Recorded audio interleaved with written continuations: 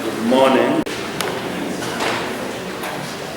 So, yes, on Tuesday we were able to walk through moving charges in order to show that a magnetic field is a region of space where a magnetic force can be felt by moving charges, where a magnetic moment can experience a force, and where a current conductor can also experience a force. We went ahead to find the Lorentz force, which by now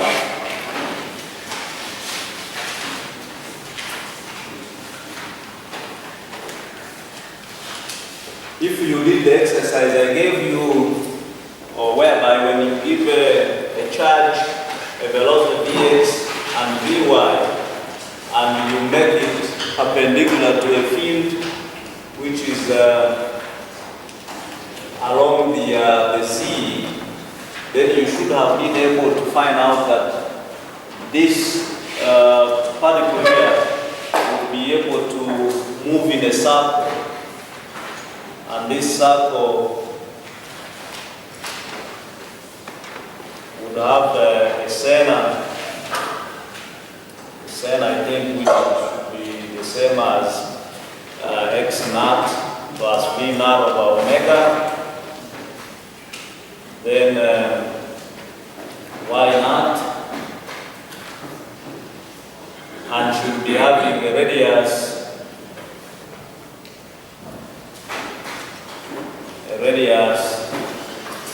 v naught over omega.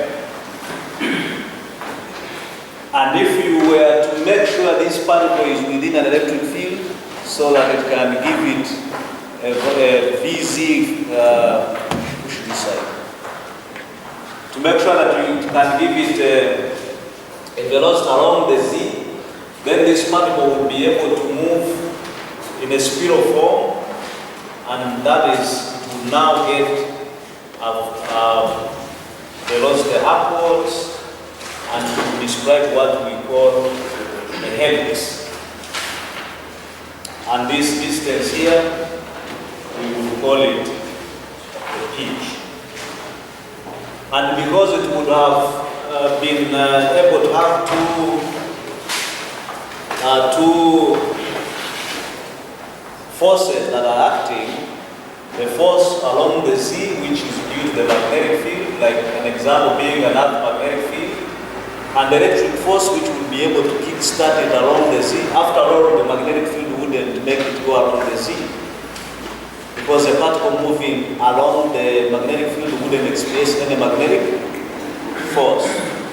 So that means it would be having this electric force would be the one that would be able to make it move in the Z direction, and hence this was an example, or the exercise I gave you is an example of the Lorentz force.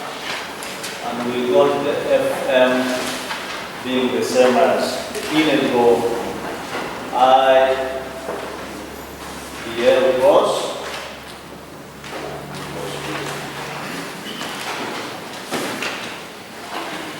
So today we will be able to look at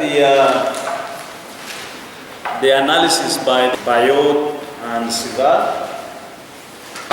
We looked at 3.17 Biot, Svart law. In Nericon, you were able to use the scalar methodologies. You would assume you looked at a magnetic field along or away from a distance x away from the conductor, current conductor, like an infinite wire. Then you looked at the center of the coil, and I think also at the center of the toroid, and a given distance away from the ring. So we are almost doing the same stuff like we did in electrostatics, but now we are doing it using a different approach. We were using Gauss's theorem when we were busy looking for example, we had to look for electric field intensity away from the ring. We looked for the force away from the ring, and then the potential. So today we shall look at how we can apply this. We first know what Biot Svart is, and then we look at how we can apply it. Okay, so a charge Q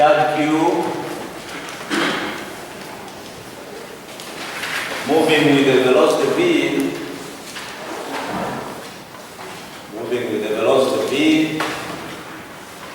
produces magnetic flux,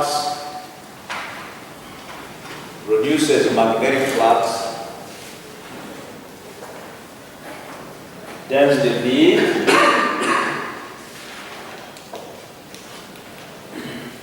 at a point with the position,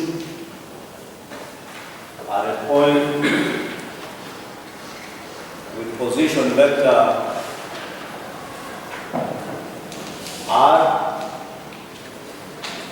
given by Biot Svart,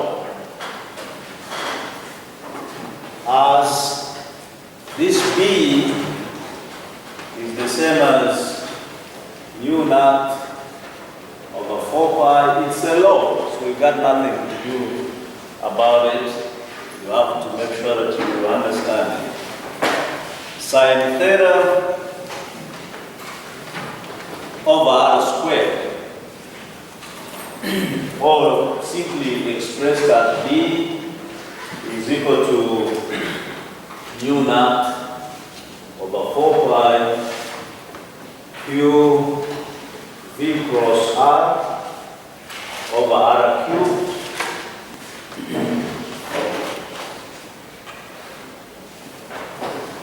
no constant mu naught. Last time in electrostatics we were busy having epsilon naught, which is permittivity, giving us how a medium permits electric fields. During this course, we shall be looking at mu naught, which is permeability. Magnetic fields permeate. Electric fields are permitted to go through, but the other ones permeate. If I put a magnet below a piece of paper, I put pieces of iron filings here and I move a magnet here, I should be able to get. But a dielectric will have to permit electric field lines to go through it. They do not permeate, they have to go through.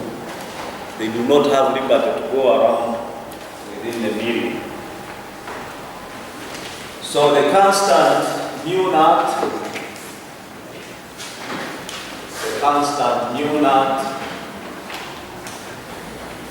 equals to 4 pi times 10 to the power negative 7 Henries or Webers per ampere per meter, or what you are used to, Henries per meter, is called the magnetic permeability. It's the magnetic permeability. And being a mu naught, it should be of free space.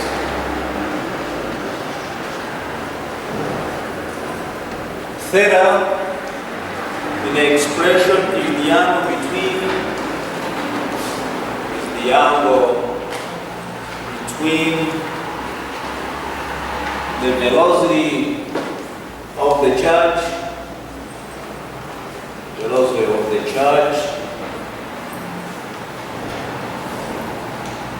V, and the position position where the magnetic field is being experienced.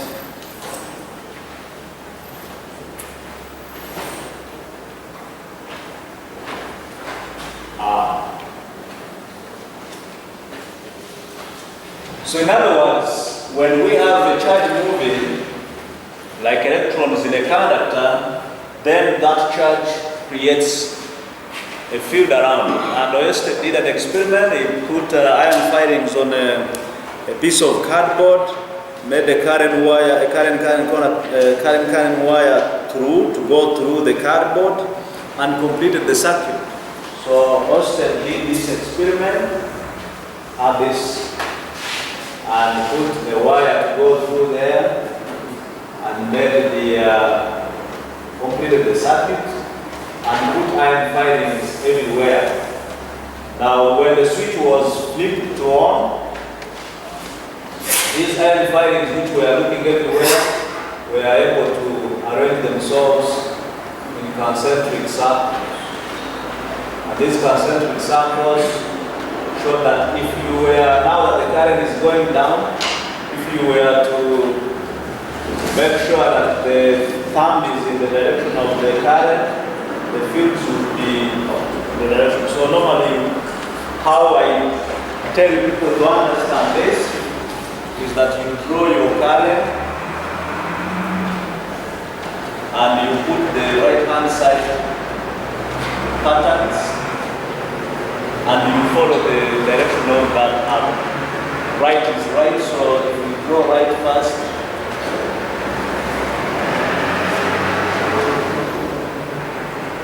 then you can complete your circuit without any hassle. Just do that, and then you complete the direction of the arrows. Do that, and you do that. So right is right. You start with the right side, you put on the arrows, which should be the same direction as those of the current. But you can still use the right hand grip rule. You make sure the thumb is in the direction of the field, of the current, then the field will be how the fingers come.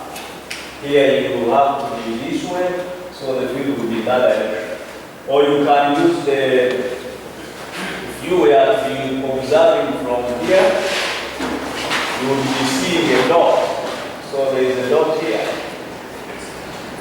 And if you have a dot, that means they are screwing towards you.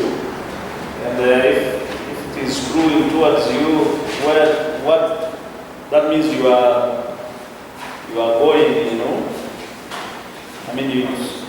it's going out, but if you are the other side. So unscrewing is in this direction. So you make sure that it goes in this other direction. Here, if you are observing from here, then you are seeing a cross. If you were screwing in, and then the direction will be this. But like I started with, follow the right is right. Draw your current, put the right hand side part of your field lines, and then complete after you have put arrows this side. So Oyster was able to show that there are magnetic fields created around the current conductor, and hence that's why we are talking of a moving charge which is moving with the velocity v. It produces a magnetic flux density B at the point position V, which will be given by Biot Svart law, and this is how we have stated our law. And here we have just defined the constants and the few variables that are in place. We've already talked about the charge Q, the velocity V, the position R, of course this will be the magnitude. The reason I put this one is that if you revert this back here, it would be the same as R, V, C, sine theta. So to make sure you take it back here, you have to divide by r cubed so that this will go, and you go back to r squared. So that's where the r cubed became 4. It's not a mistake. Express this visually such that the magnetic flux density that would be felt at R due to a component, a small element of their conductor, this current conductor IDL is given by a Benon magnetic flux density being the same as mu naught over 4 pi IDL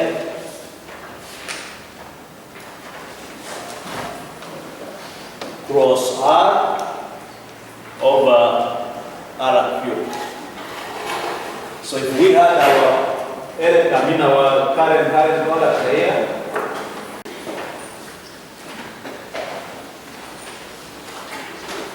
and we take its element, an element on it, IDL, this is the element of the current, and then we take a position, a given position at a given point, position vector R, oriented at an angle theta, then we can get our dB being the same as mu naught over 4 pi IDL sine theta over r squared, where theta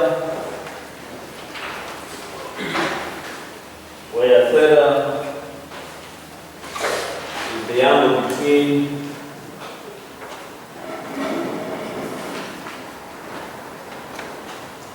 L and R.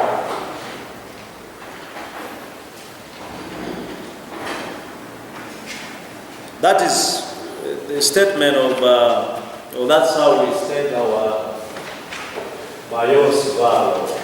Either this one or this one, if you are looking at this arrangement. 3.1.8 applications of Biot Svart.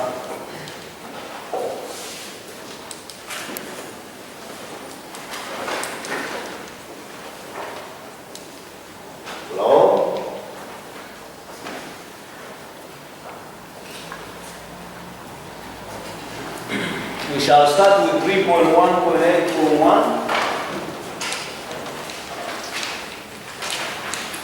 and look at the magnetic flux density.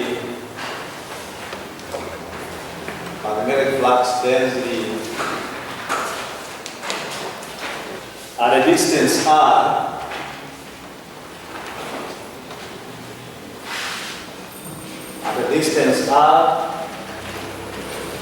from a straight wire,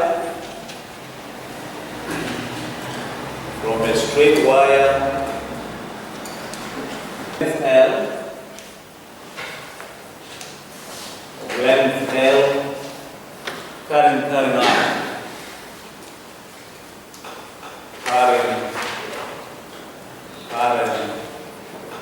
R. Go to Nericon and look at the scalar approach. In Nericon, they only told you that you have an infinite wire, and then they told you this was, I think, M, this was N, and then you have an element here, DL, and then you had, I think, alpha, and the alpha here. This was perpendicular, this was the distance from the wire. And then you had a lot of assumptions. This was NP, N, then you had PQ here. You had assumptions that PQ, the element is so small, NP is almost the same as NQ. And I don't want to go there, so maybe I'll go to what belongs to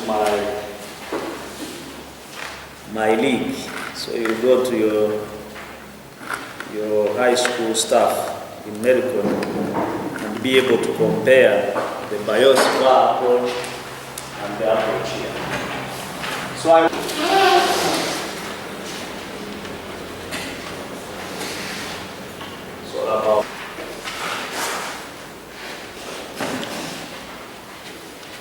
So we shall have this side of the wire being minus L over 2. This is being plus L over 2. If we add this at the middle as our origin. And then this angle to complete the whole angle sum on the line will be pi minus 7. And this is our angle alpha, and this is our position vector R. By Biot Svart law, then we will have that dB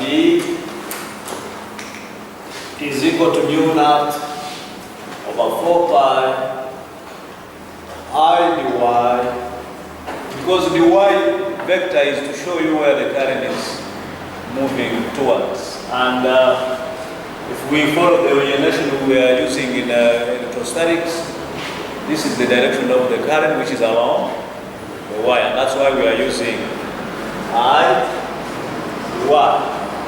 So it will be I dy cross R over R cubed, which is the same as I dy sine theta over 4 pi. So this is mu naught I dy over 4 pi. This one will be over R squared. But sine theta is equal to sine theta cos pi minus sine phi cos theta.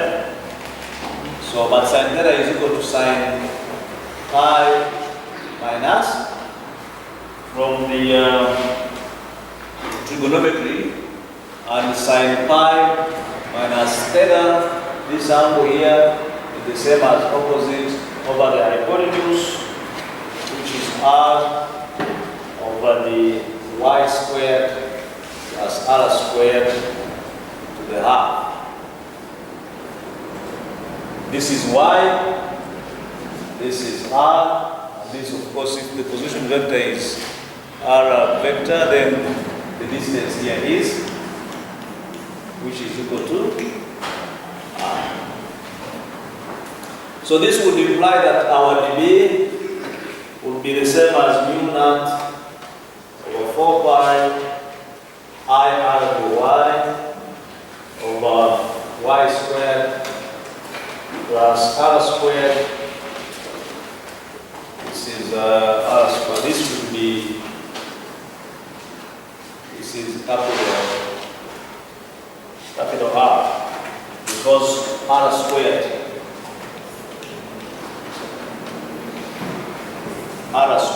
equals to capital R squared plus y squared. So this is the capital R. And this would be capital R squared to the half, which is that over 4 pi, we have I dy sine theta over R squared. True? And this is the same as I dy sine theta over R squared, which became y squared plus R squared. Is that true? Is that true? Yes. And sine theta is equal to sine pi minus theta, which is the same as R over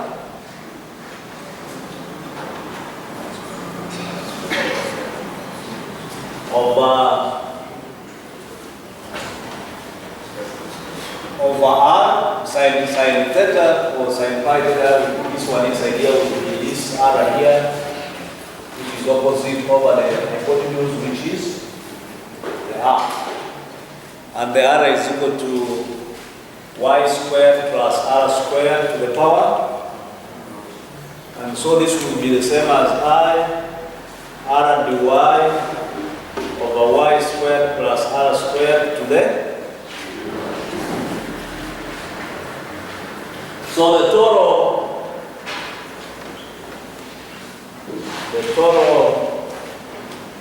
magnetic flux density,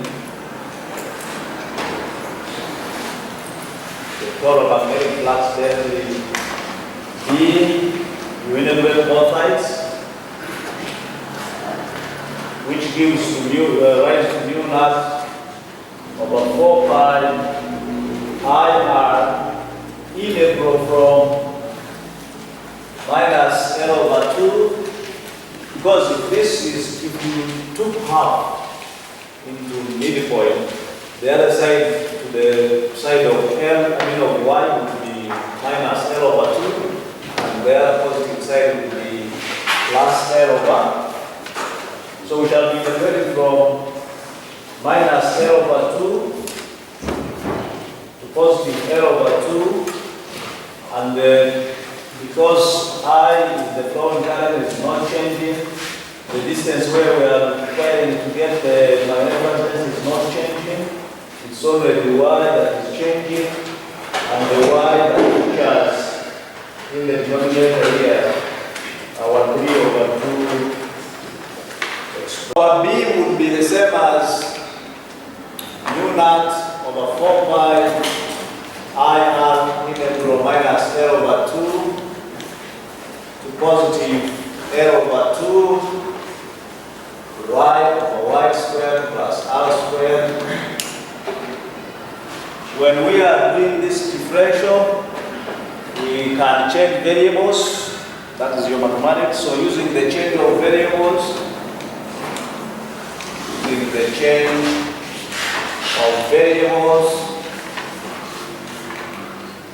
then we can say that y is equal to r tan alpha, that is y over opposite over adjacent, depending on alpha is. Opposite over adjacent is the term of the angle.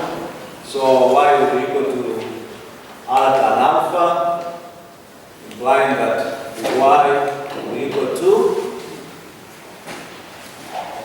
r sec squared alpha the alpha. So I want to change from integrating with respect to y, which already stops here, and now instead try to loop around, because moving along this y doesn't help me at all to find out the magnetic flux density felt at this point.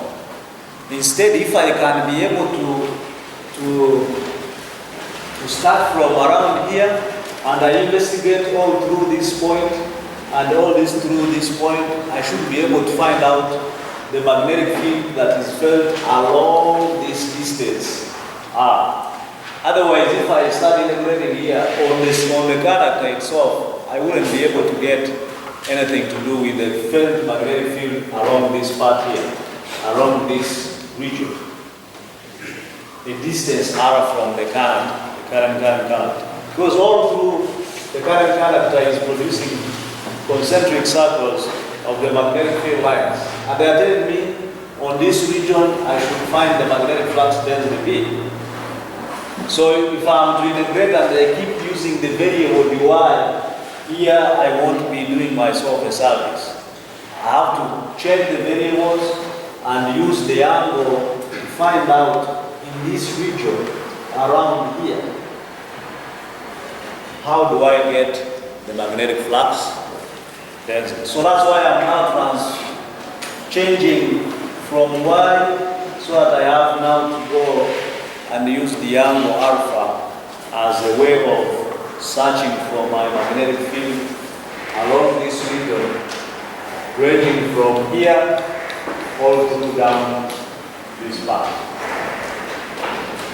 So when y is equal to minus L over 2, then alpha will be equal to tan arc of L over minus L over independent variable, so I have to get everything in terms of the alpha. When we are this side of the wire, we get the alpha as being tan half of minus L over 2R. And then when I'm at this point here of positive L over 2, then alpha here, the way alpha changes would be the same as tan arc of positive L over 2R. Also, the denominator in my expression y squared plus r squared to 3 over 2 would thus be equal to r squared tan squared alpha plus r squared to the 3 over 2, which can be simplified as r cubed into tan squared alpha plus 1 to the 3 over 2. So B would equal to mu naught I substitute everything in the B over 4 pi integral tan arc of minus L over 2R to tan arc plus L over 2R, and then I have R sec squared alpha over R cubed into tan squared alpha plus 1, and then I have the alpha. Tan squared plus tan squared plus 1, tan squared alpha plus 1 equals to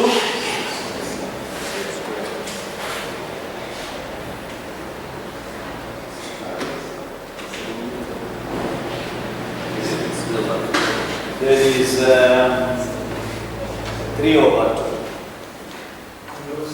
So B would be equal to mu naught I over 4 pi R integral tan arc of L minus L over 2R up to tan arc of L over 2R, and then you have cos alpha, the alpha. In case you are still having issues, you will be able to have this one as being sec squared alpha, then 3 over 2.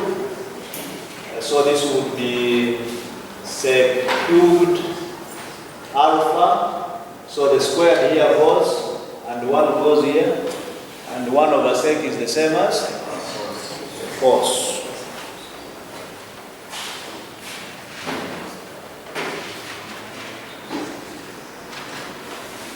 So B, here, our B will be equal to mu naught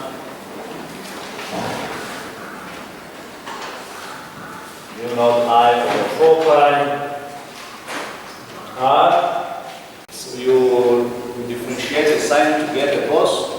So this would be sin alpha tan R minus L over 2R up to tan R L over 2R,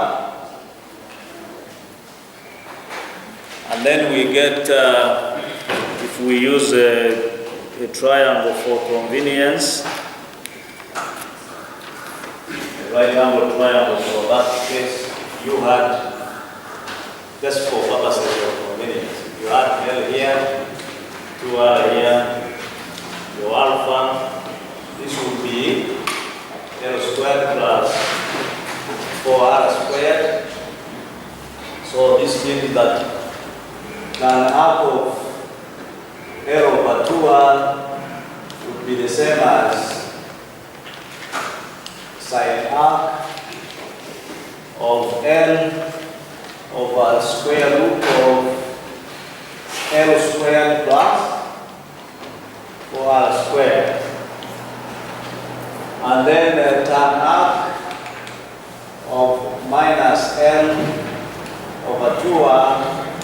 we imply that it is the same as sine half of minus L over the square root of L squared plus 4R squared. So this implies that our B is equal to mu naught I over 4 pi R into L over square root of L squared plus 4R squared plus L over the square root of L squared plus 4R squared, implying that our B will be equal to mu naught over 4 pi R 2L over square root of L squared plus 4R squared, and therefore our B is equal to mu naught I M over 2 pi in L squared plus 4R squared to the power half. But thus, the magnetic flux density, if M is infinite, that is, L is like compared to this point here. If L was to be as long as possible, then you will find that R is too big, this 4R squared. If L is so large, so it means R would be even smaller. You square it, it becomes even more small. So you neglect it, you get L squared to a half, you get L goes with this. So you come up with your B being the same as mu naught I over 2 pi R. In number 3.1.8.2, we look at the magnetic flux density. Magnetic flux density at a point, the distance R. We use X. Let's use X. X from the center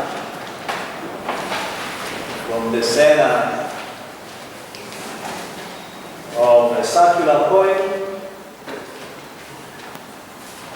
from the center of a circular coil of N turns, each carrying a current,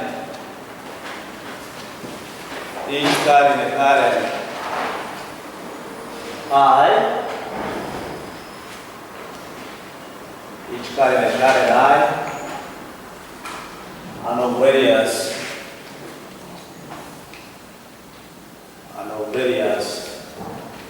capital R. So last time we were talking of this coil. Instead of the coil, we were talking of a ring with the charge sprinkled on the surface of the ring. So I will have the coil with many turns. So I'll make a couple of them.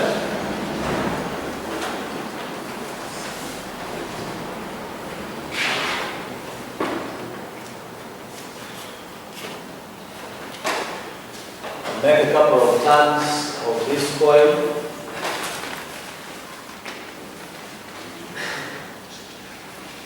A couple of them.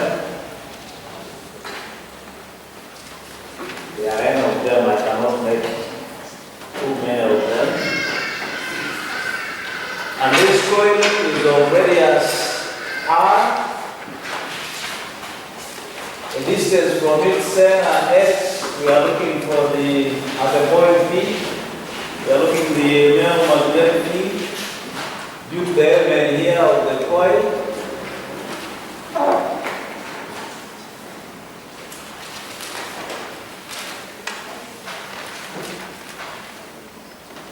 So if this was our x direction, this is the distance x from the point P, and then we have our position vector from the element to that point, just like we did in electrostatics. So our element is I dl, but it is n turns. So the elements we have are also multiplied by the turns we got. We are having a current flowing through, so we have a current I, and we have the current here moving through. So if this is at an angle alpha, and then we shall have a magnetic field here perpendicular to this point, perpendicular to this line from the element, and we shall call this one the B prime. This will be our 9 minus alpha. If this is alpha, this is 9, so it means this should be 9 minus alpha, because to get the total being 180, 9 plus 9 will be 180, so we have to subtract off this alpha.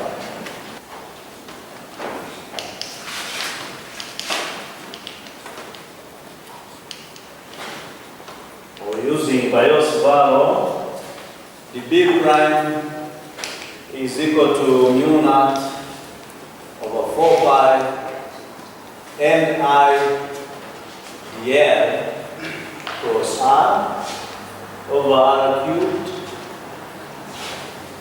and our dB prime will be equal to mu naught over 4 pi Ni dl sine I over 2, then over R squared. Since the angle between the air,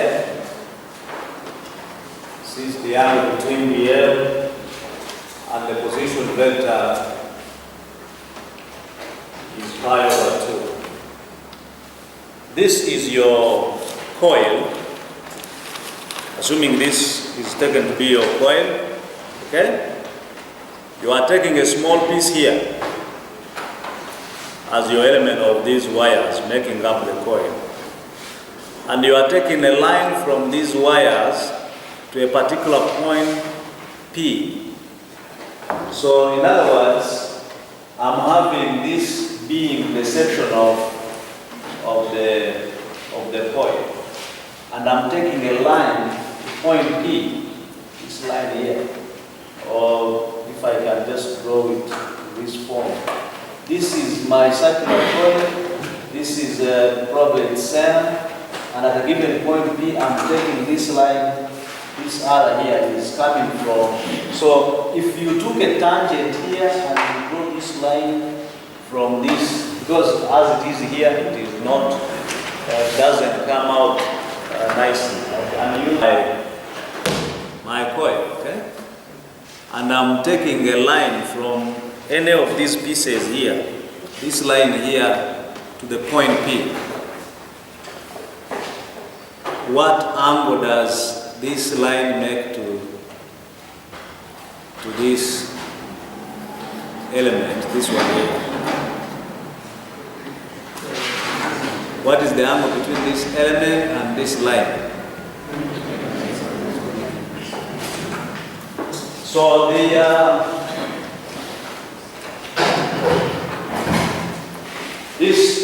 if you took this line, I drew it, I should have drawn it like this, so that you have perspective. But it is a circular thing moving this side. It is this side, like this.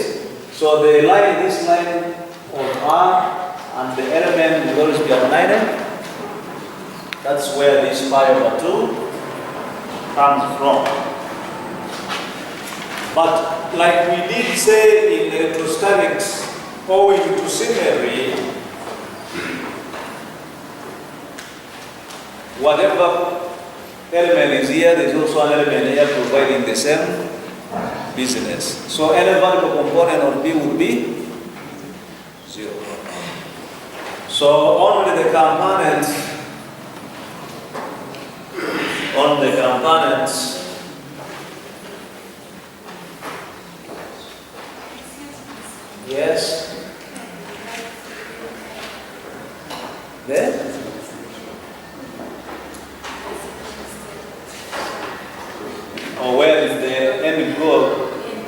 Yeah, this should be N, only that in my hand, when I was writing, the hand is so decided to write an I instead of an N.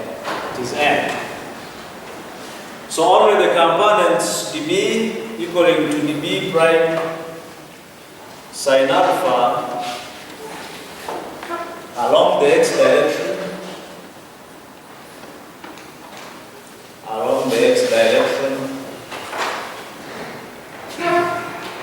or along the x loop, which is our x direction, contribute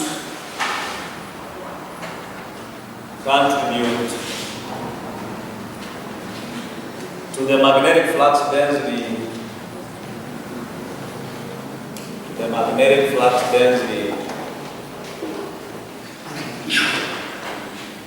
at point P.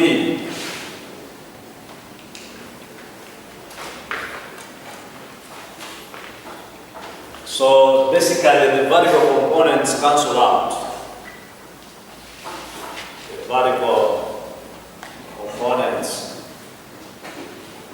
cancel out.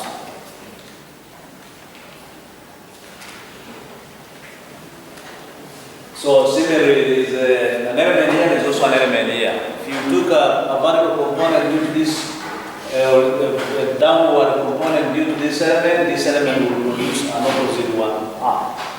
It will produce one. This element here will produce one this way, this element will produce one this side. So anything along this line here will cancel out. So whatever remains will be these ones along the x direction. The B prime is equal to mu naught Ni over 4 pi dl sine alpha, sorry, not alpha, but sine pi over 2, because this is the angle between R and the element over the R squared. Then we will have that dB prime is equal to mu naught I over 4 pi. Sin pi over 2 is 1. So we remain with our, here, our dl over R squared. Or you can join the n with this other part. So what would be our elemental, the actual elemental magnetic flux density? dB. dB, we have been looking for dB prime, which was this one here. So what would be our dB? Our dB will be equal to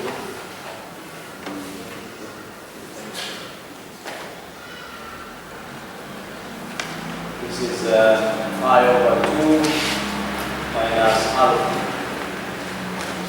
So our dB would be equal to dB prime sin alpha, which would be equal to mu naught over 4 pi Ni dl over R squared times the sine alpha. We will be able to have that sin alpha is equal to R over x squared plus R squared to the half. Since R squared was equal to the radius of the coin plus the position, this is x squared. Since R squared is equal to x squared plus the R squared. So dB is, I'm trying to do your mathematics, that's why I'm making all these stupid mistakes, because I'm gathering myself into your mathematics. So I'm not going to dwell on your mathematics again.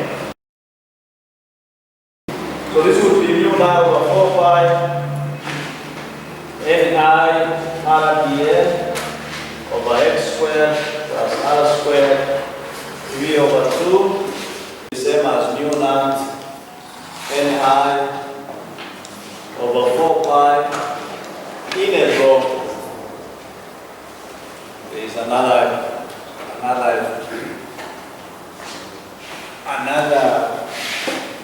constant that I see, another state group of constants. So I have already Ni, and I have an r, which is constant over x squared plus r squared 3 over 2. And then I integrate here, and if I have a coil of radius r, and I took an element here, NIDL, so to get the total, I'll be able to get from 0 to pi r. So I'll be able to have the V is equal to mu naught Ni over 4 pi r over x squared plus r squared 3 over 2 into 2 pi r minus 0, implying that B will be equal to mu naught N I r squared over 2 into x squared plus r squared 3 over 2. The point where we wanted to look for the magnetic flux density was far away. This implies that if our B was required at the point x distance far away, it means it would be having, we are going away the distance x being so greater than the radius of the coil itself. Then you would have this one as being the same as mu naught Ni r squared over 2x cubed. There is a 2 pi somewhere which pi went, so this is 2x cubed. And this would imply that our B x greater than r is equal to 2 mu naught into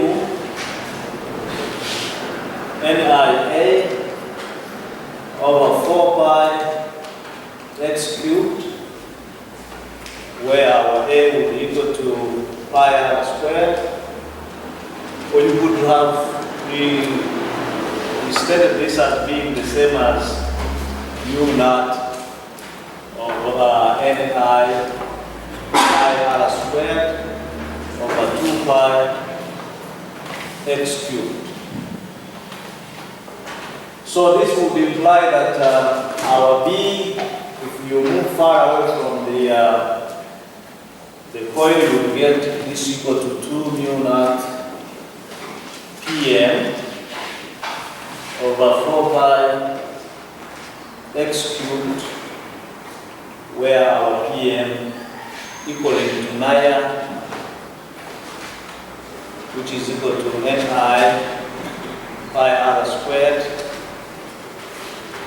is called, where Pm is called,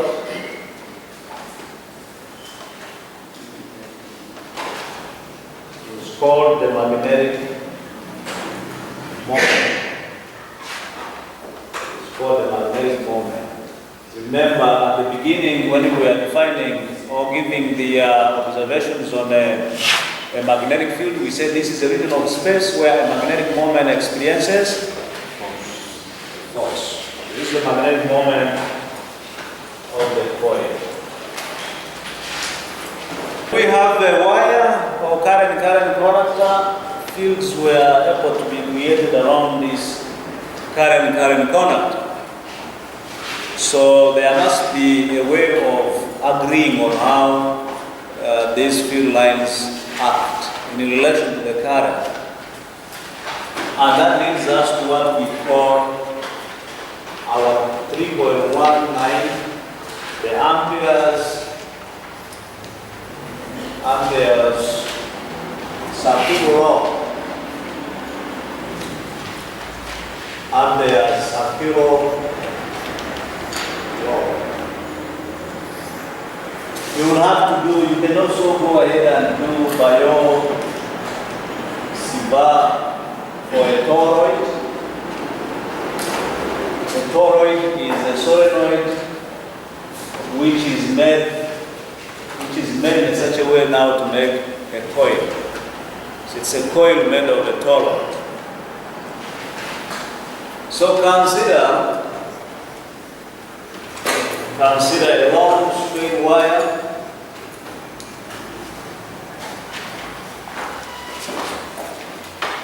carrying a current I,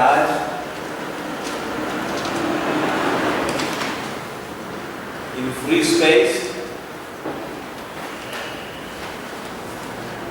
as shown below.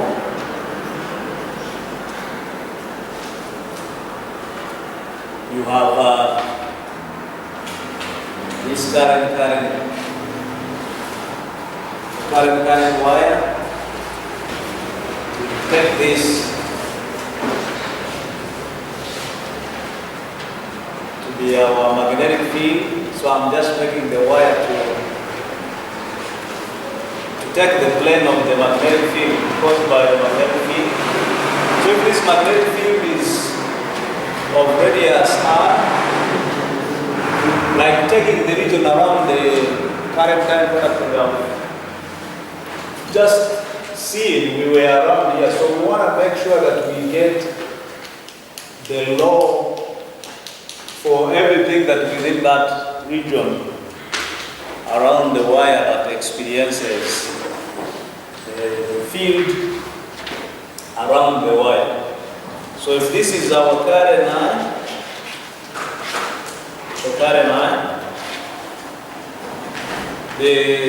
since it is moving upwards, you will have the magnetic field moving in this direction. Assuming we complete our loop, or we take a closed loop C, consider a closed path integral B dot dl.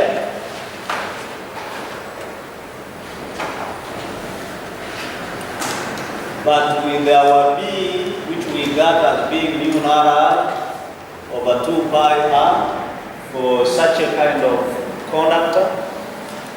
So this would imply that we would have our integral over the closed curve C B dot dl being the same as integral over the closed curve C mu naught I over 2 pi r dot dl, and this would be the same as mu naught I over 2 pi r integral over the closed curve C dl, and this would imply that our integral over the closed curve or closed loop C dot B dot dl would be the same as mu naught I over 2 pi r. The integral of this over the closed loop would be going through the circumference of the closed loop of radius r, which would be the same as 2 pi r. Therefore, the integral over this closed curve C B dot dl will be equal to mu naught r. So it is a factor of the permeability of the medium where this wire is and the current that will be flowing through this conductor. And this is amperes is Ampere's circuital law.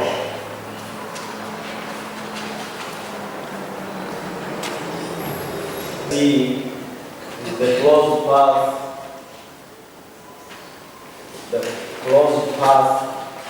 enclosing the current R.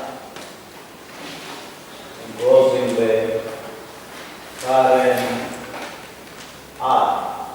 When we were dealing with the charges in the surface where we had our charges for different configurations, we had our closed curve C or surface CS, our our E, the S was equal to the charge that is enclosed, which was at one point we call F, but this was our total charge over the epsilon. So you should be able to see how these things relate, but in a different form. So why the hell would we talk about the Ampere's circuital law? So 3.1.10, we look at the applications of Ampere's circuital law.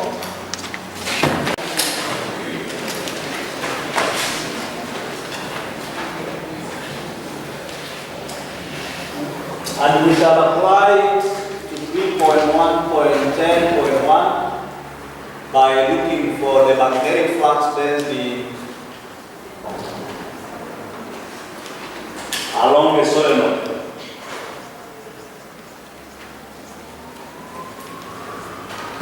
I mean, we got a solenoid. A solenoid is a coil whose length is 10 times the diameter.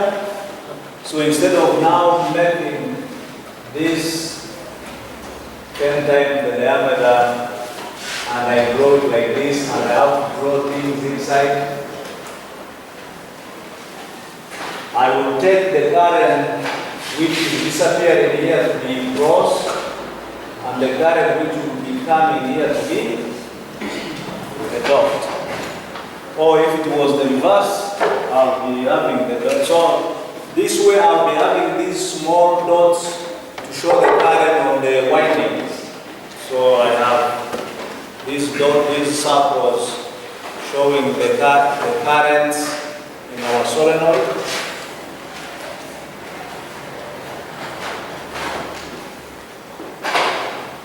So here I have dots to show that the current is coming towards us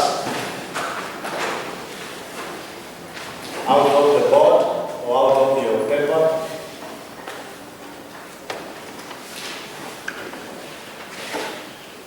So the X's show that the current is now going into the board.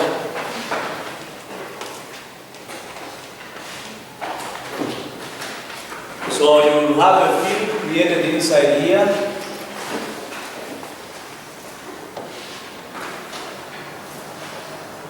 Which we use for magnetization or magnetism to magnetize the material. So assuming I take a loop and a loop that concerns the outside, a little bit of the outside and a little bit of the inside.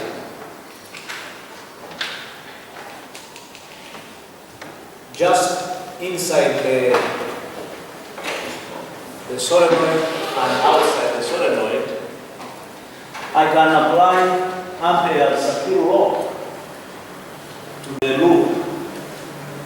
And if the loop was to be running from A, B to C to D, where A is this corner here, to B, to C, to D, the direction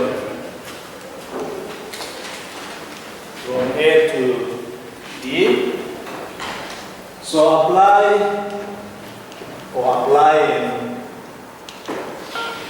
Ampere's circuital law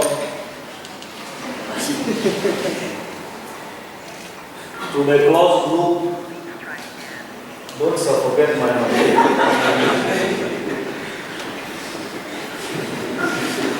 The closed loop A, B, C, D. Then we would be able to have that go over the closed curve or loop A, B, C, D, B dot dl would be equal to integral from A to B, B dot dl plus integral B to C, B dot dl plus integral C to D, B dot dl plus integral B dot C, dl, and this should be equal to a solenoid has n turns, and we say this should be equal to mu naught I as our ampere circular law. But since we only had one strand for when we got mu naught I. So if we had many of them, we multiply by, because we have, the solenoid has these many parts. Like you have this one, this one, this one, this one, this one, this one. So you have this closed loop here, closed curve here, closed path here, closed path here, closed path. That's why we are applying this other side with an N. But when you are outside the solenoid, you don't feel nothing. So that means you have integral BC first, BC, B the BDL, cos the angle between them, which is equal to 0. Also, integral for dA, B dot dl, is equal to integral dA, which is B dl, cos pi over 2, which is equal to 0. And when you are outside, you don't feel any magnetic field outside the solenoid. And integral Cp B dot dl equals to 0 since B is equal to 0 outside the solenoid. And Professor Walter Lewin expresses that comfortably by showing that when you are outside, if using a whole probe, when you move it around the solenoid outside, you don't feel anything. When you push it inside the solenoid, it starts showing you values, showing that there is nothing outside the solenoid. But inside the same spots, inside the solenoid, is where you find the magnetic field.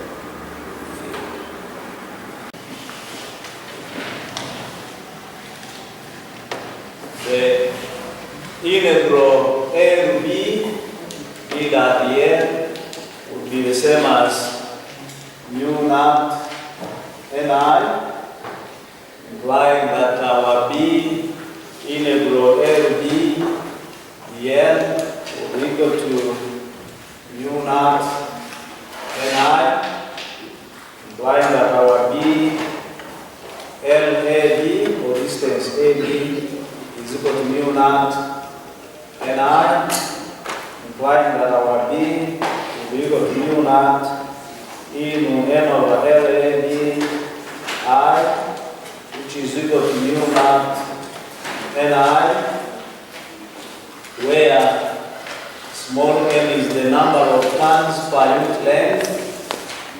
Therefore, we have that the B is equal to mu naught Ni for a solenoid of small n number of turns per unit length. And you did this in Ericon, and you were very happy, and it turned out very interesting.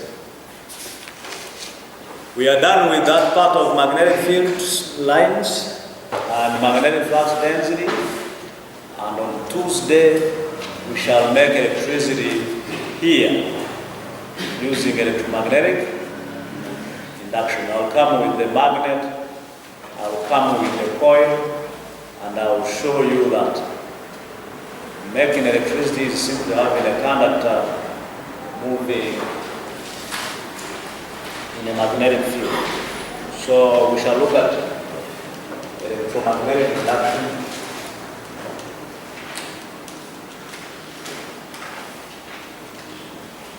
On Tuesday. There are no questions.